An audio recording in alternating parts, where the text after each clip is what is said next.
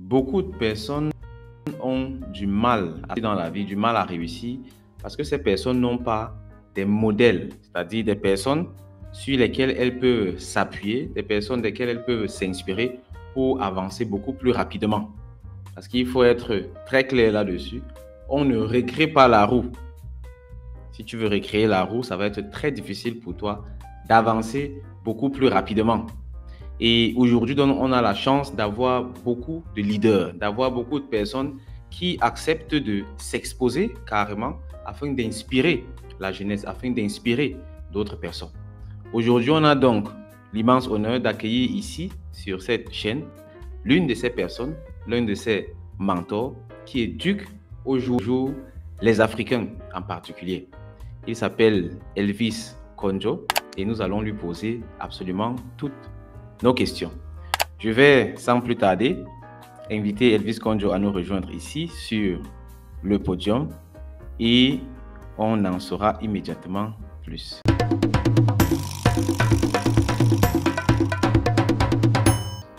Donc, Elvis Konjo, bonsoir.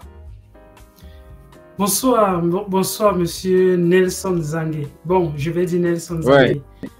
Ouais. C'est un énorme plaisir d'être sur ta chaîne.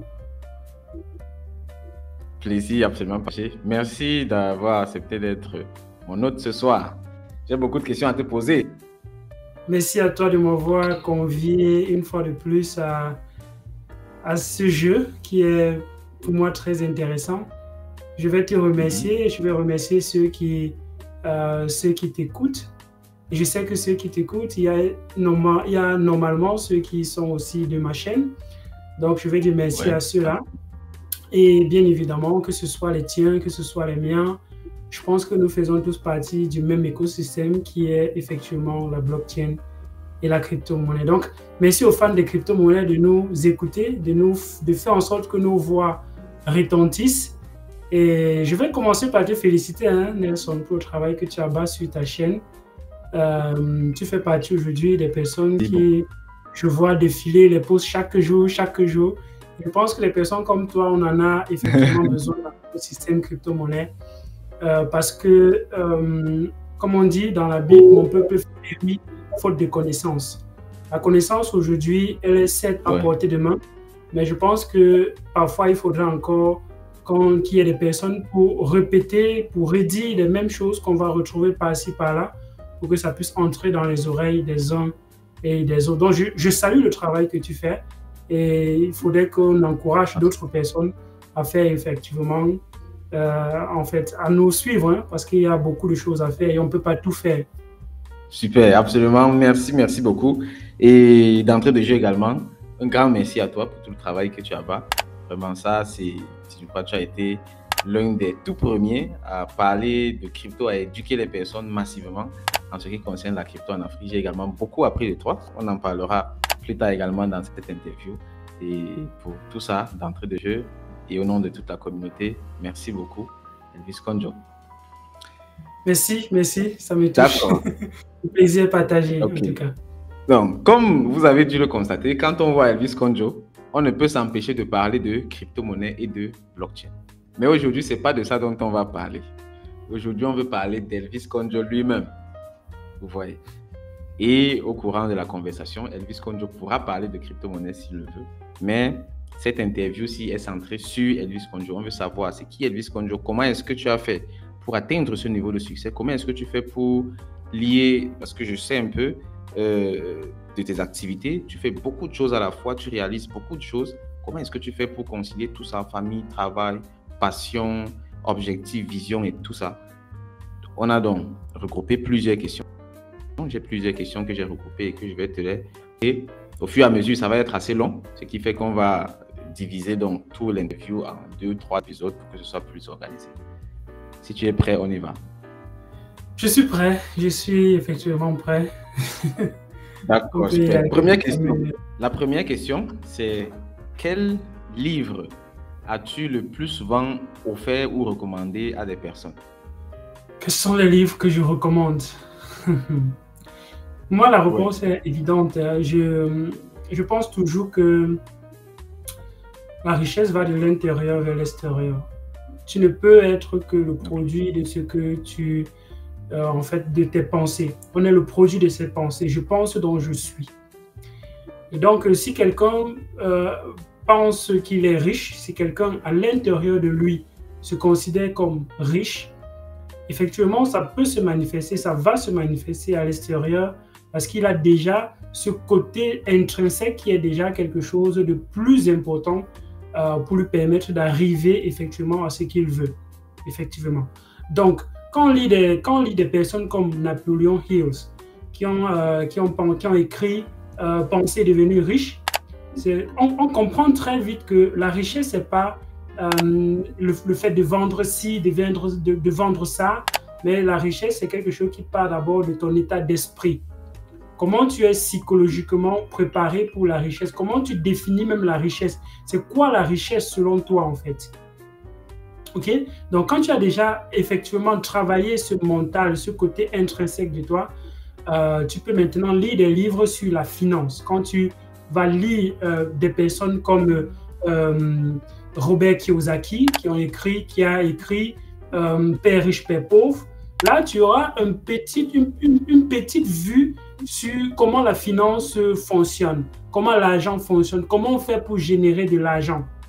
Donc, une fois que tu as lu ces deux livres-là et que tu commences à mettre en application, tu vas effectivement vouloir plus, comme on dit, l'appétit vient en mangeant, et tu vas tomber sur d'autres livres pour augmenter effectivement tes connaissances pour atteindre le niveau de richesse que tu souhaites. Mais tout part d'abord de l'intérieur. Quelqu'un qui est pauvre, tu lui donnes 1 million, il va faire la même chose que quelqu'un, il ne va pas faire la même chose que quelqu'un qui a une connaissance et qui a ces 1 million en fait. Et c'est pour ça que j'ai une petite citation qui dit « La grandeur de notre portefeuille est effectivement le niveau de connaissance qu'on est, est le reflet du niveau de connaissance qu'on est. » Bien que dans certains cas, ce n'est pas toujours vrai, mais maintenant, on ne va pas rentrer dans les discours de c'est quoi la richesse, je ne vais pas rentrer dans ce cas-là, mais je dis forcément, le niveau de richesse que tu peux avoir et que tu peux conserver est corrélé au niveau de connaissance que tu as en fait. Super, d'accord, merci. Donc, ce qu'on retient, c'est les deux livres, Think and Grow Rich, Napoleon Hill, et puis Robert Kiyosaki, Père riche, Père pauvre. D'accord, super, merci. On va passer à la deuxième question.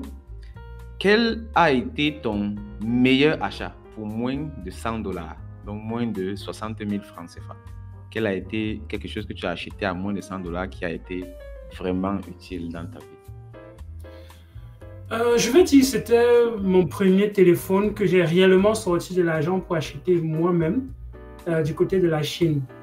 Quand je dis, c'est les années 2015 par là, parce que j'arrive en Chine en septembre 2015. Donc, je m'achète un téléphone autour d'octobre 2015, effectivement. C'est l'argent que j'étais arrivé avec en Chine. Et j'ai fait presque une semaine sans contacter ma famille. Et donc, il fallait que j'achète ce téléphone.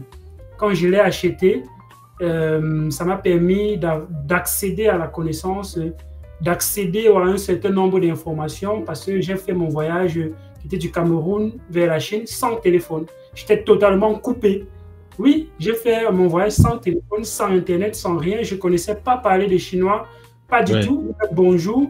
Et j'arrive dans un pays comme ça, une terre étrange. Ça a été le voyage le plus difficile et le plus, comment on dit, risqué de ma vie parce que je ne savais pas où je partais. Je n'avais pas de téléphone. Je n'avais personne qui m'attendait de l'autre côté. Je ne connaissais personne là-bas en réalité. Et voilà, donc je ne vais pas rentrer dans toute cette histoire parce que c'est tellement longue et passionnante aussi, bien évidemment. Mais quand j'ai acheté ce téléphone, ça m'a effectivement reconnecté à ma famille, reconnecté au monde et j'ai pu accéder à un certain niveau de connaissance avec Internet qui est beaucoup démocratisé en Chine. Voilà, pour moi, c'était le plus gros investissement que j'ai en fait, pour moi, c'était le premier investissement que j'ai fait qui m'a rapporté beaucoup plus que ce que j'ai investi en fait. Ok, waouh, super. On va revenir sur le voyage en Chine, en fait. Là qui est intéressant. Bon, ça se passe comment avant que tu atterris en Chine comme ça, sans rien? Tu as l'aventure, quoi. Qu'est-ce qui s'est passé?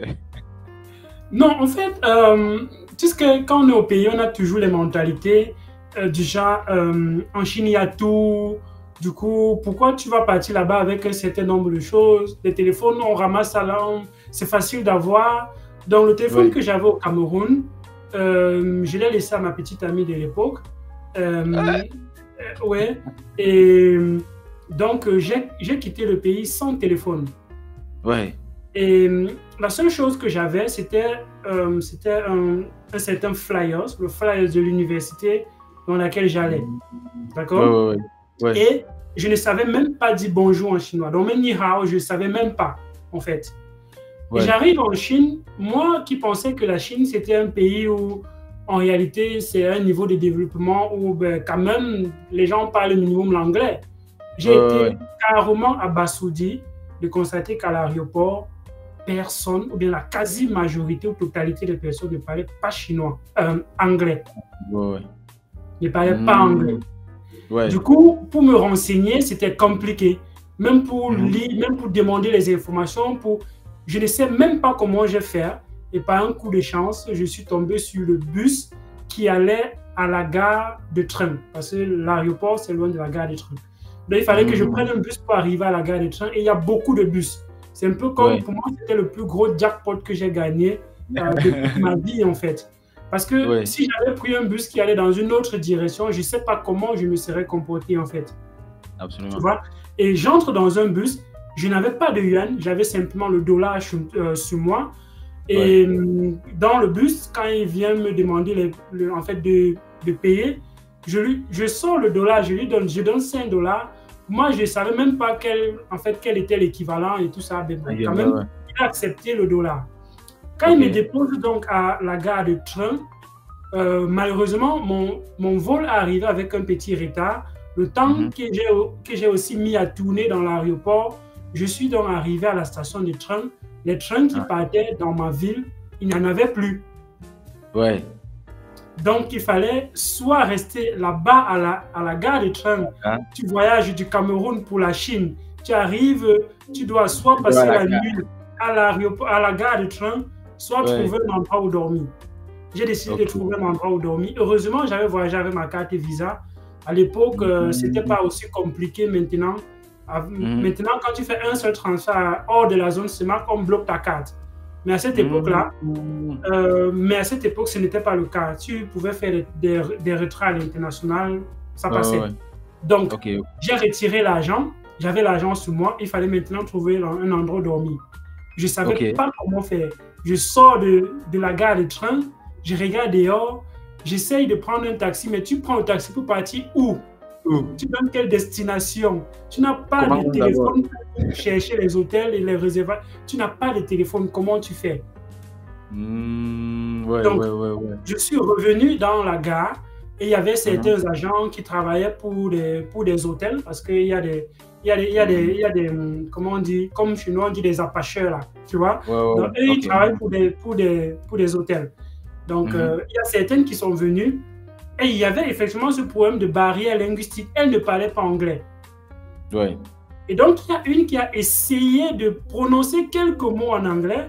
Et ces quelques mots ont suffi pour que je lui donne mon argent. On m'amène dans un hôtel. Je passe la nuit là-bas.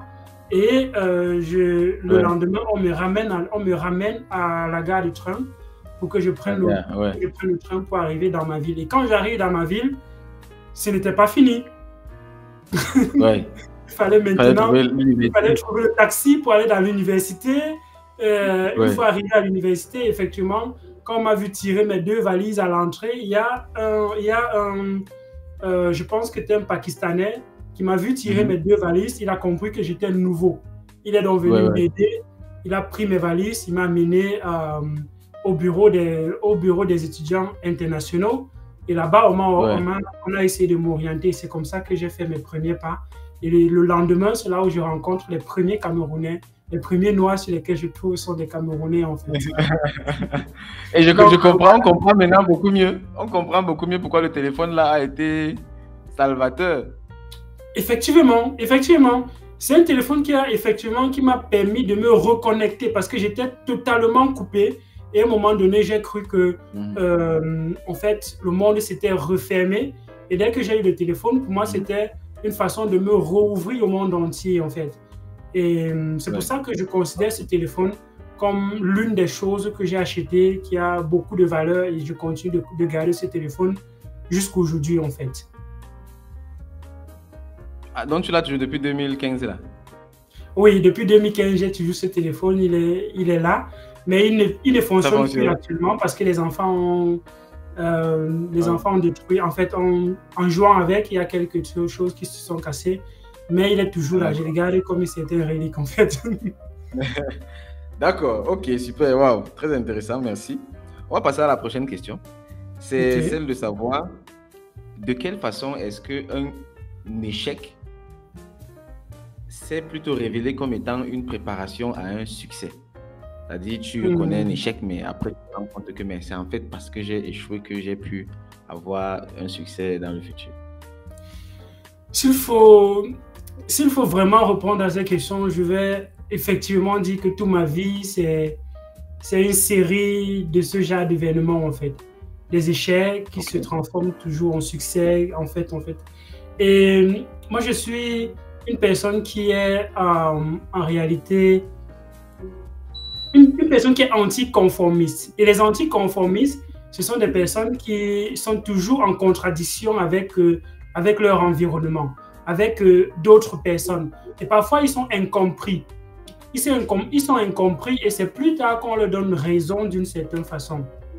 Et donc, quand moi je passe mon bac en 2008, je compose mon premier concours, qui était le concours d'entrée à l'école normale, parce que mes parents voulaient que je sois un enseignant. Que je sois un enseignant comme mon père, en fait. Mon père est instituteur et il a toujours voulu que son enfant soit enseignant. Moi, je suis le premier fils, je suis son premier fils. C'est vrai, j'ai une grande sœur. Et j'ai composé le bac la même année que ma grande sœur, en fait. Et cette année-là, c'est l'année où on ouvre le concours de l'école normale de Marois. L'école normale de Marois s'est créée en 2008, en fait. On lance le concours pour 2009. Et comme il n'y a plus assez de temps, pour le concours, on fait plutôt sur étude de dossier. Et moi qui avais donc passé le bac étant major, j'étais très sûr de moi que, en fait, j'allais être parmi les personnes qui allaient être recrutées, en fait, qui allaient passer ce concours. Mais malheureusement, je ne passe pas et ma grande sœur passe le concours.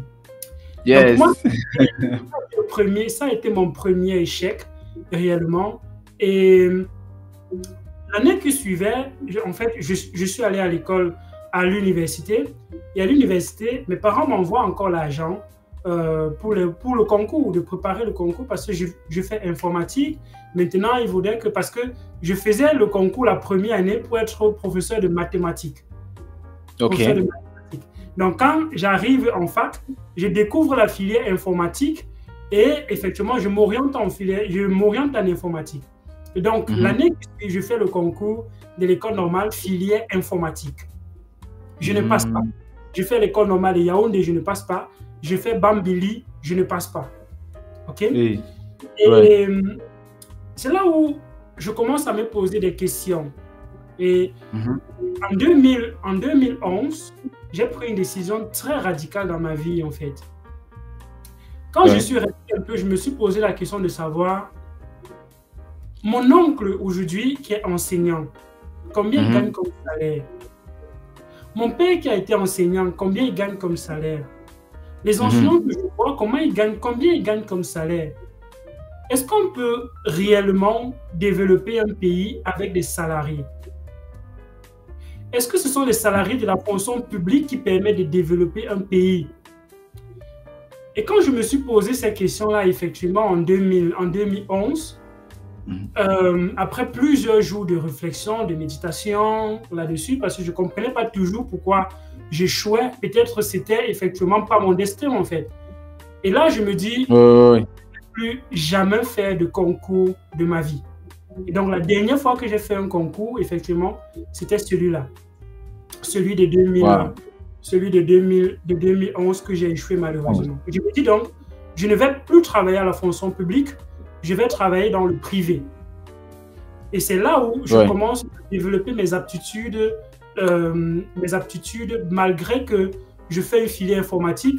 Je n'ai pas d'ordinateur. J'ai fait presque mes 3 ans de filière informatique sans ordinateur, en fait.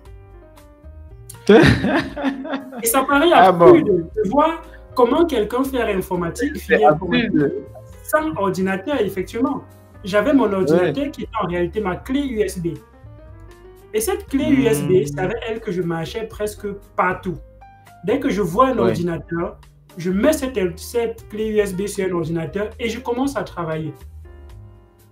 Et donc, en 2012, je participe au concours des développeurs de Google, le Google Code Jam, et je sors parmi les premiers du côté de l'Afrique francophone.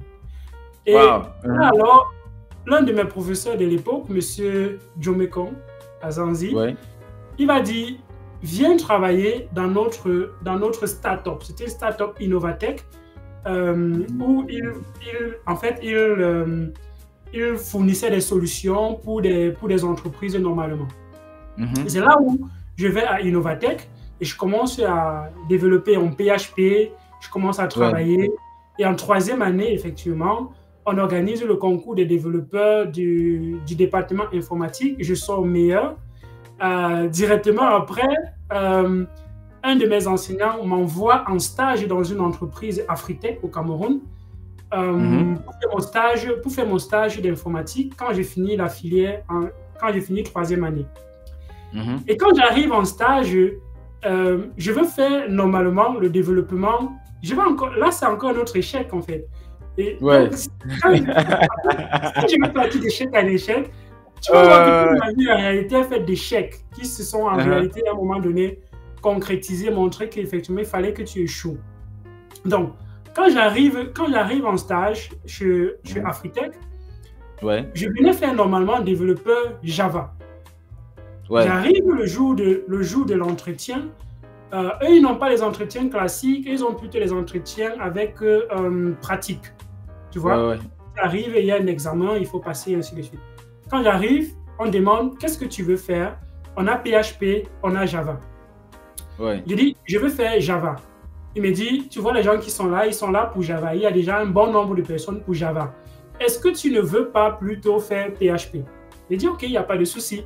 Moi, je n'ai pas de souci en PHP. Quand je passe dans l'entretien en PHP, on me donne l'épreuve, je sors l'épreuve, je suis premier avec 17. Donc, et là, il me dit, ok, tu vas passer maintenant à la pratique. Pratique 2 heures. La pratique, on te donne un code avec un problème, avec un certain nombre de choses qu'il faut faire, connecter la base de données et tout, et tout, et tout, et tout. Et cela sans Internet. Et donc, je passe le cours de pratique et j'ai une note d'environ 17, 18 comme ça au test pratique. Et il me dit, c'est la première fois que quelqu'un ait eu pareille note à ce test-ci. Première fois. C'est comme ça que pourtant, tu voulais faire Java. C'est que les gars se demandaient que... Je voulais faire Java, en fait. C'est que les gars se demandaient que... Si on avait donné Java, il devait faire 20 secondes. Ouais. Ok. Pourtant, je venais faire Java. Ce n'est même pas sûr que j'allais avoir de telles notes en Java. Parce que ceux que j'ai vus en Java qui faisaient le test Java, c'était mes grands frères académiques, les gars du niveau 5. C'était les gars du niveau 5, en fait. Et donc... Quelques jours après, donc quand j'ai fini le test, je vais donc, on me dit, ok, c'est bon, tu dois commencer le travail lundi. Tu dois commencer lundi. Et donc, pendant le week-end, le professeur Maurice Chente nous envoie donc une autre entreprise qui est en train de rechercher des packagistes. Qu'est-ce que c'est qu'un packagiste? Un packagiste, c'est celui qui va prendre des solutions et qui va former les logiciels qu'on va installer. Quand tu vois, par exemple, tu télécharges simplement un fichier exe, tu exécutes sur ton ordinateur, ça installe un tas de choses dans ton ordinateur, ainsi de suite, ainsi de suite. Celui qui a créé ce système-là, on l'appelle un packagiste, en fait. Donc, il y avait une entreprise qui venait s'installer au pays et qui voulait former des packagistes pour packager des solutions à l'international. Ils voulaient faire ce qu'on appelle du outsourcing. Et donc, le professeur Maurice Chente, il était en collaboration avec le fondateur, le CEO. Et donc, on nous a sélectionnés pour aller effectivement dans cette entreprise-là passer le test. Le week-end. J'arrive, le test va commencer lundi. Il y en aura une semaine. Et ce même lundi, en fait, c'est le jour où je dois commencer à Afritech. Ouais. Je me dis, OK, il faudrait que je choisisse. Je vais d'abord, j'écris à Afritech pour leur dire que j'ai un petit souci. Je ne vais pas commencer lundi. Question pour moi d'aller voir comment ça va se passer de l'autre côté. Donc, Afritech me dit, il n'y a pas de souci. Tu peux venir, même la semaine prochaine, il n'y a pas de souci. OK. Je vais donc, pour passer cet entretien de packagiste, on arrive, on nous met donc en binôme. On a une semaine de formation normalement. Et le premier jour, c'est un jour qui est dédié uniquement à l'installation des outils. Et donc, ils ont préparé les outils qu'il faut installer. On a donné les instructions pour installer. Mon binôme et moi, on applique scrupuleusement les instructions. Ça marche chez d'autres, ça ne marche pas chez nous. Donc, on fait la même chose que d'autres personnes. Ça marche chez d'autres et ça ne marche pas chez nous. On appelle les animateurs, on lui dit, voilà ce que nous sommes en train de faire. Ça ne marche pas chez nous. Il regarde ce qu'on on fait devant lui. Ça ne marche pas. En fin de journée, donc, il faut se séparer. D'autres personnes ont déjà configuré leur poste prêt à travailler demain. Mais nous n'avons pas réussi à configurer notre poste. Ça ne marche pas avec les mêmes instructions, avec le même code, avec tous les mêmes outils. Ça ne marche pas chez nous. Et donc, en fin de journée, je vais toujours retenir cette phrase. Il va nous dire, malheureusement, on n'a pas prévu d'éliminer au premier jour, mais on se voit dans l'obligation de vous éliminer au premier jour. Mais c'est sec ça. Oui, effectivement, cette phrase, je me souviens effectivement de cette phrase parce que c'est marqué là dans mon esprit, en fait. Donc, ce premier jour, je rentre avec le sentiment que le monde s'effondre sur moi. Et c'était une entreprise qui payait 300 000 par mois. Tu imagines, tu sors directement de l'école comme ça et tu as la possibilité d'avoir 300 000 au Cameroun. À cette époque-là, c'était vraiment beaucoup d'argent pour moi, en fait. C'est comme ça pour des choses qui sont involontaires de nous. Même pas que ce n'est pas la compétence, ainsi de suite. Non, c'est installer les outils. Hein. Ça n'a pas marché. Dès que je rentre, immédiatement, j'écris le message à Afritech pour leur dire que je serai là le lendemain. Il me dit, il n'y a pas de souci. C'est là où mardi, je vais maintenant commencer mon stage à Afritech. Ouais. Et quand j'arrive à Afritech, après un mois, dès que j'arrive à Afritech, mon chef de projet, celui qui était le chef du pôle PHP, démissionne. Donc j'arrive à Afritech, je n'ai pas de chef. Je suis mon propre boss à Afritech. Et il travaille sur le projet du ministère de la Santé publique. Il travaille sur le projet du ministère de la Santé publique. Et moi, j'arrive, donc je suis le seul sur le pôle PHP. Et c'est lui qui était le seul sur le pôle PHP. En fait, il recrutait quelqu'un dans ce pôle-là pour l'accompagner, pour l'aider, en fait. Donc, le projet revient sur moi. Et c'est moi qui conduis le projet du ministère de la Santé publique jusqu'à ce qu'on le livre, en fait. Et donc, après quelques temps, Afritech, les gars me demandent de me confirmer. Avant ma période de stage qui devait durer 3 mois, avant la fin des 3 mois, Afritech demande de me confirmer. Il me demande si je veux continuer ou pas. Je dis oui, effectivement, je veux continuer. Dans moins de 2 mois, je suis confirmé. Super. Waouh, ça c'est vraiment excellent ça. Ce qui fait que même l'univers a dit que mais toi tu vas chercher quoi chez packaging, quoi là. Donc en fait, l'ordinateur a dit que non. Il y en a tellement, je vais, même ce qui m'est arrivé ici, du côté de l'Italie, où j'ai expliqué même sur ma chaîne, en fait, il y a tellement, il y a tellement de choses comme ça qui nous arrivent parfois. On ne sait pas pourquoi ça arrive. On se morfond sur ce qui vient de se passer. Pourtant, on ne sait pas ce que ça nous réserve à l'avenir. Parfois, il ne faudrait pas regarder le temps comme quelque chose en fait, de fini. Le temps, c'est quelque chose d'infini. Donc, si tu te morfonds sur cet instant-ci, alors tu n'as pas conscience de ce qui peut arriver dans l'avenir, en fait. Et donc, il faut apprendre à accepter les échecs. il faut apprendre à vivre avec ces échecs, il faut apprendre à simplement faire même base sur certaines choses et avancer. Et c'est pour ça qu'aujourd'hui, je peux en fait me qualifier de stoïque. Une personne qui est stoïque, c'est quelqu'un qui accepte des choses telles qu'elles se présentent et décide de continuer sans se morfondre de ce qui vient de se passer en fait, de ce qui vient de se passer. Parce que se morfondre, ça ne résout rien. D'accord, super. Merci, ça me touche beaucoup personnellement. Ça parle vraiment beaucoup. Et ça va en droite ligne avec la prochaine question. Imagine un grand panneau publicitaire qu'on met vraiment à un endroit où tout le monde entier voit ça. Donc le panneau là, le monde entier voit. On dit Elvis Conjo, écris quelque chose là-bas. Toi, tu vas écrire quoi? Sur ce panneau publicitaire, je vais dire la connaissance est ce qui te sauvera. Ah, ok, super. D'accord, la connaissance est ce qui te sauvera. Oui. Là, c'est un appel à chacune de s'empiffrer de connaissances, en fait. Bien sûr. La connaissance, aujourd'hui, c'est ce qui fait en sorte qu'il y a une différence. Une certaine disproportion dans nos sociétés, c'est justement lié à cette disproportion de connaissances. Certains connaissent plus que d'autres. Certains sont élevés aujourd'hui parce qu'ils connaissent plus que d'autres, en fait.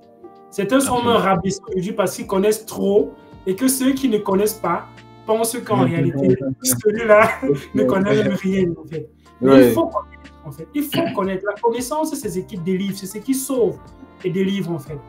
C'est pour ça que j'aime bien cette phrase biblique, « Mon peuple périt faute de connaissance ». Absolument. Il y a même un grand frère qui m'a dit une fois qu'à un certain niveau, dans le monde entier, les races, la couleur de peau, quoi, ça n'a plus aucun sens. Le monde se divise en deux parties seulement, les sachants et les non-sachants. Oui. Effectivement, je suis totalement d'accord avec ça. I agree. Totally agree. Okay. D'accord, ça marche. Maintenant, on passe à autre chose, à une autre question. Quel a été le meilleur ou bien l'un des meilleurs investissements que tu aies jamais fait? Pas forcément financier, ça peut également être matériel, ça peut être humain. Quel est le meilleur investissement que tu as eu à faire dans ta vie? Oh, Nelson, ça va exactement aller en droite ligne avec ce que je viens de dire. La connaissance. Du moment où j'ai décidé d'apprendre, du moment où j'ai décidé, quand je travaillais du côté de la Chine, mon écran était comme ça, il y avait toujours en arrière-plan une vidéo ou bien en fait une vidéo qui parlait de quelque chose que j'écoutais en fait. Il y avait une connaissance que j'étais en train de consommer en travaillant. J'écoutais beaucoup de motivateurs. J'écoutais des personnes comme Jim Quick travailler son cerveau. J'écoutais beaucoup les vidéos des personnes qui parlent des conférenciers, des personnes comme Idriss Abekan, des personnes comme Alexandre, Laurent Alexandre. Ces personnes-là, ce sont des personnes qui m'ont fait comprendre l'intelligence artificielle, qui me font comprendre parfois. Souvent, je vais écouter les discours philosophiques pour comprendre les pensées philosophiques parce que je pense qu'à un moment donné, nous faisons tous de la philosophie. Philosopher, c'est tout simplement penser. Et quand tu penses, tu es. Je pense donc je suis. Et donc, pour pouvoir mûrir tes pensées, pour pouvoir mûrir même tes réflexions, il faudrait écouter ce que d'autres personnes pensent en fait. Et donc, en arrière-plan, il y avait toujours quelque chose que j'écoutais qui me permettait de savoir comment d'autres personnes. Pardon. À ce moment donné-là, il y avait un flux de connaissances qui était vraiment très grand qui entrait dans mon cerveau. Donc, tu imagines qu'aujourd'hui, quand je suis en train de faire, par exemple, des vidéos pour parler de blockchain et de crypto-monnaies, tu penses que ce sont des choses qui viennent de nulle part. Ce sont des choses, à un moment donné, il a fallu te décider d'apprendre, en fait. Il a fallu consacrer du temps pour apprendre ces choses-là, en fait. Et à chaque fois que toi-même, tu veux faire une vidéo, tu vas chercher. Absolument. Des recherches. Ouais. Beaucoup. Aujourd'hui, tu ne lis pas ou bien tu n'écoutes pas ces vidéos parce que tu veux, mais quelque part parce que tu es obligé. Sinon, tu seras dépassé. Et tu ne seras pas en mesure de répondre à la tonne de questions que les gens qui ont des attentes, des expériences de toi, sont en train de te poser, en fait. Tout à fait. Tu imagines aujourd'hui que Nelson, aujourd'hui, me parle des projets qui sont là, des technologies nouvelles dans l'écosystème crypto-monnaie. Et moi, je dis, gars, je n'ai aucune idée. Ça n'a pas de sens. Ça n'a pas de sens. Les gens te suivent donc. Voilà. Les gens te suivent donc. Donc, on a quelque part cette responsabilité-là que moi, je suis fier d'embrasser parce que c'est aujourd'hui pour moi la façon d'apprendre davantage. Et c'est pour ça que je dis toujours, la meilleure façon d'apprendre, c'est de transmettre. Si tu suis les grandes méthodistes de par le monde entier qui expliquent comment on peut faire pour devenir master, expert dans un domaine, la première chose, c'est de lire. La deuxième chose, c'est d'écrire. La troisième chose, c'est d'enseigner. Donc, quand tu suis ces étapes-là, effectivement, tu seras un master, en fait. Parce que plus tu vas enseigner, plus tu vas consommer la connaissance. Wow, je comprends. D'accord, ça c'est puissant ça. Le meilleur investissement que tu as fait, c'est celui d'investir dans la connaissance, donc d'investir dans ton cerveau. Parce qu'aujourd'hui, même si on m'enlève tout ce que j'ai, je peux facilement repartir de zéro à partir de la connaissance que j'ai. On ne peut jamais m'enlever ce que j'ai dans mon cerveau. Impossible. Absolument. Voilà. Ok. Sauf si demain j'ai un Alzheimer. Mais aujourd'hui, la meilleure façon de combattre même l'Alzheimer, c'est effectivement d'apprendre. D'apprendre des choses un peu plus difficiles. Et ça a été prouvé. Plus tu apprends des choses qui sont un peu plus difficiles chaque jour, plus tu as de capacité d'éviter l'Alzheimer. Donc, voilà une solution très simple comme ça pour éviter l'Alzheimer. Parce que c'est une des choses dont on a le plus peur aujourd'hui. C'est qu'on va arriver à un moment donné où on sera incapable de reconnaître même ce qu'on a fait par le passé, de savourer ces moments qu'on a eu par le passé. Tu imagines, Nelson, tout ce que tu es en train de faire aujourd'hui. Tu te lèves un bon matin aujourd'hui. Je ne sais plus. Blackout dans ton cerveau. Blackout. Tu n'as pas le moment, tu n'as même pas la possibilité de savoir où tu es parti, avec qui tu as partagé ta vie, les moments que tu as passés, les moments difficiles par lesquels tu es passé et que tu peux transmettre cette connaissance à d'autres personnes. Si tu n'as pas cette capacité de retenir, de mémoriser ces choses-là, ça c'est un gros gâchis pour l'humanité en fait. Et moi je dis, l'humanité nous met tous ici pour avoir chacune une expérience et chacun d'entre nous doit transmettre cette expérience. La meilleure façon d'apprendre 50 ans de la vie, de gagner 50 ans en si peu de temps, c'est tout simplement de lire le livre d'une personne de 50 ans. Une personne qui a 50 ans, quand il écrit un livre, il met son expérience là-dedans, il met 50 ans de vie dans un livre. Et donc, si tu lis ce livre... Et il te donne ça à quelques dollars. Tu as comme ça 50 ans de vie que tu viens de consommer en fait. Pour quelques dollars seulement, Elvis, il faut préciser ça, pour quelques dollars. Ça va coûter souvent 10 dollars. Parfois, c'est même gratuit en fait. Parfois, c'est même gratuit. Parfois, c'est même gratuit. Ok, d'accord. On a encore beaucoup de questions. On a encore beaucoup de chemins à parcourir.